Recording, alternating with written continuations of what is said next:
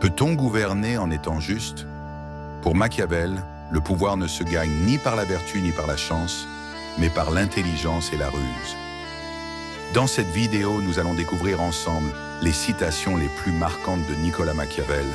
Il est né le 3 mai 1469 à Florence, Italie, et meurt le 21 juin 1527 à Florence. Il a vécu à une époque de grande instabilité politique en Italie, marquée par les guerres entre cités-États, l'ingérence étrangère et les luttes internes. Machiavel est un penseur souvent controversé, mais dont la lucidité continue de fasciner. Philosophe et diplomate florentin de la Renaissance, Machiavel a vécu à une époque de bouleversements politiques et de luttes de pouvoir incessantes. Il observe ces réalités avec un regard acéré et sans illusion. Son œuvre la plus célèbre, Le Prince, écrite en 1513, fait de lui le père de la pensée politique moderne. Dans ce traité, il explore les mécanismes du pouvoir avec une franchise dérangeante. Selon lui, un dirigeant efficace doit parfois choisir la peur plutôt que l'amour, la ruse plutôt que l'honnêteté. Sa vision peut paraître cruelle, mais elle repose sur une volonté de comprendre le monde tel qu'il est et non tel qu'il devrait être. Prépare-toi à entendre des paroles fortes qui interrogent notre rapport à l'autorité, à la morale et à l'humanité.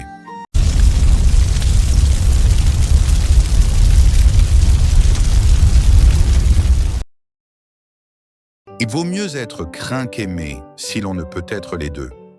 Machiavel pense qu'un dirigeant ne peut pas toujours être aimé sans risquer de perdre le contrôle. La crainte, bien gérée, assure la stabilité du pouvoir. Un prince ne manque jamais de raisons légitimes pour rompre ses promesses. Selon lui, un dirigeant doit être prêt à briser sa parole si la situation l'exige. Le pouvoir repose sur l'adaptation, non sur la fidélité rigide aux engagements. Celui qui trompe trouvera toujours quelqu'un qui se laisse tromper.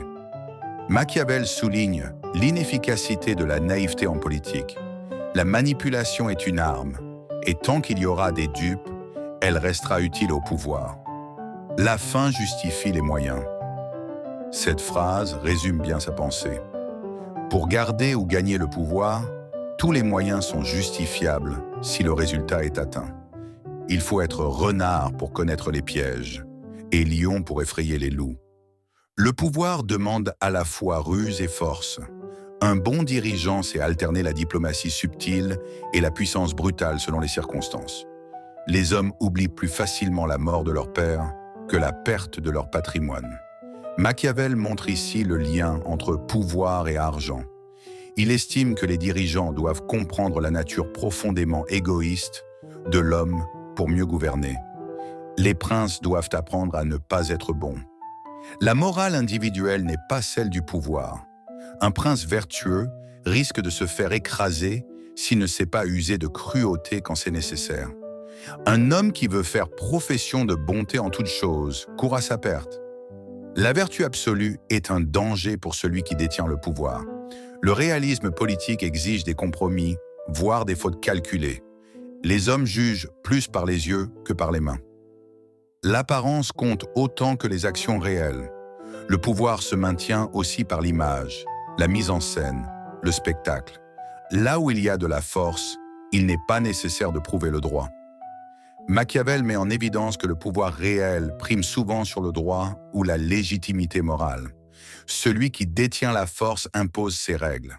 Les hommes sont ingrats, changeants, simulateurs et dissimulateurs, fuyards devant le danger, avides de gains. Machiavel dresse ici un portrait sombre mais lucide de l'homme.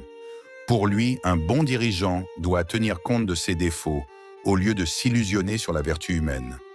Les hommes font le bien quand cela leur convient, mais dès qu'ils en ont l'occasion, ils font le mal. Il insiste sur l'opportunisme naturel de l'homme. La morale ne tient que si les circonstances l'exigent, sinon l'intérêt personnel prime. Les hommes oublient de plus facilement la mort de leur père que la perte de leur patrimoine. Machiavel souligne ici la cupidité humaine. L'attachement à l'argent et aux possessions dépasse souvent les liens affectifs ou familiaux. Les hommes offensent soit par crainte, soit par haine. Il identifie la peur et la haine comme des moteurs fondamentaux des relations humaines, même dans les rapports sociaux les plus banals. Celui qui croit que les grandes personnes oublient les injures est un sot. Il souligne la rancune tenace chez les hommes, surtout ceux qui détiennent du pouvoir ou de l'influence. L'homme qui veut toujours agir vertueusement court à sa perte parmi tant d'hommes qui ne le sont pas. Pour survivre dans un monde imparfait, il faut accepter que la vertu seule ne suffit pas. La nature humaine impose d'être prudent, voire rusé. Les hommes jugent généralement plus par les yeux que par les mains, car voir est donné à tous, mais toucher n'appartient qu'à peu. Les apparences priment sur la réalité. L'homme est superficiel, il juge selon ce qu'il voit, non selon la vérité. Les hommes sont plus enclins à offenser ceux qui cherchent à se faire aimer que ceux qui se font craindre. La bonté est souvent perçue comme de la faiblesse. Machiavel montre ici que la nature humaine respecte davantage la force que la gentillesse. Les hommes changent volontiers de maître, croyant s'en trouver mieux. Il pointe l'instabilité humaine et la tendance à croire que l'herbe est plus verte ailleurs, ce qui rend le peuple difficile à satisfaire durablement.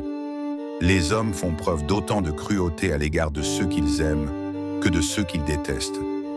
Machiavel montre ici la complexité des sentiments humains.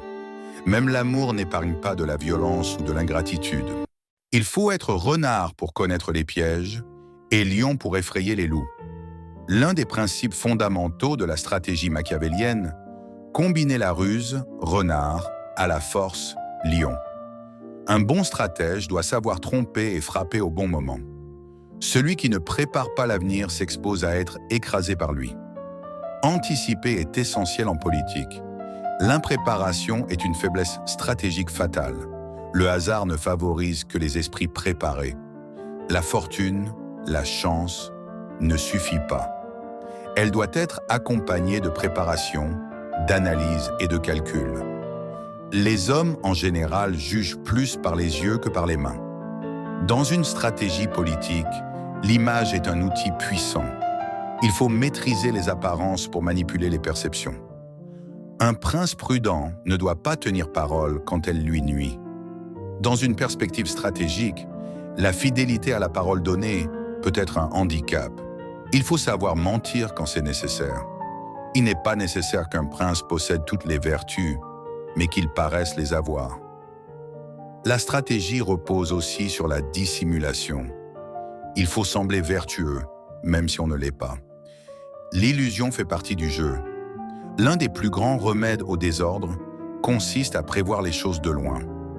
Prévoir les conflits avant qu'ils n'éclatent permet de les désamorcer plus facilement.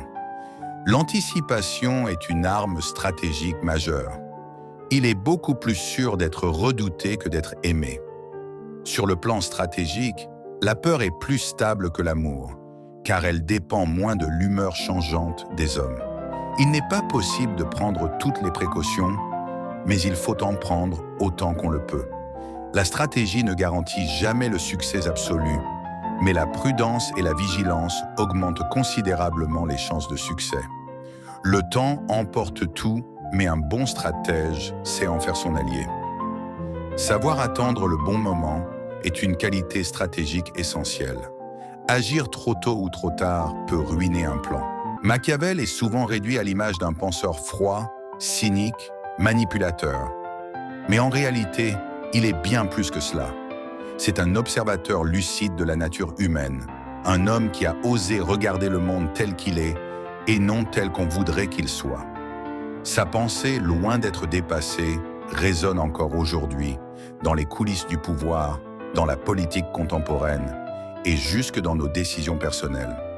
Ces citations ne nous disent pas quoi penser, mais elles nous obligent à penser autrement, avec lucidité, recul et peut-être un peu de prudence. Si ces citations t'ont inspiré ou fait réfléchir, n'oublie pas de liker la vidéo, de t'abonner et de me dire en commentaire quelle citation t'a le plus marqué. Et si tu veux d'autres vidéos sur les grands penseurs, fais-le moi savoir.